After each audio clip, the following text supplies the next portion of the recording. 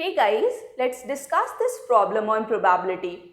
This problem says the percentage of marks obtained by a student in a monthly unit tests are given as below. So here this is the table for unit test. Unit test, how many unit tests were there? First, second, third, fourth and fifth in a month. Percentage of marks obtained in these unit tests were 69, 71, 73, 68 and 76. Now regarding this table, there are some questions asked. Find the probability that the student gets more than 70% marks. So first of all, how many number of unit tests are there? Exactly 5 number of unit tests. And in how many unit tests student got more than 70% marks? More than 70, 71, 73 and 76.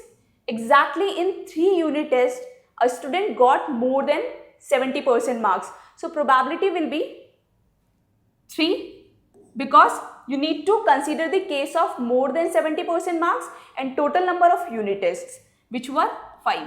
So this is going to be the probability for the first problem.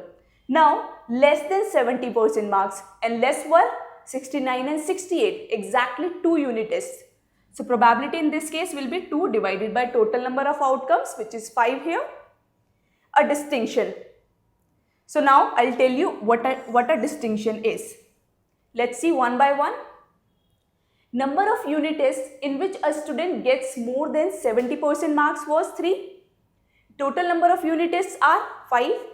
Probability of getting more than 70% marks will be ratio of 3:5, which will give you 0.6. Now, in the second problem, number of unit tests in which a student gets less than 70% marks will be 5 minus 2, 2 unit tests. Total number of unit tests were 5. So, probability of getting less than 70% marks will be the ratio of 2:5 and this will give you 0.4. Now, number of unit tests in which a student gets distinction. Distinction will be a more percent. Out of 5 unit tests in which a student gets greatest percentage, that was 76%. So that is the distinction. Now total number of unit tests were 5. Probability of getting a distinction will be 1 by 5 and this will give you 0.2.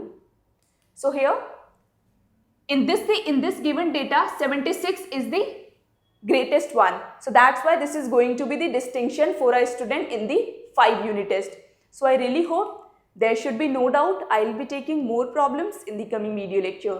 Thank you.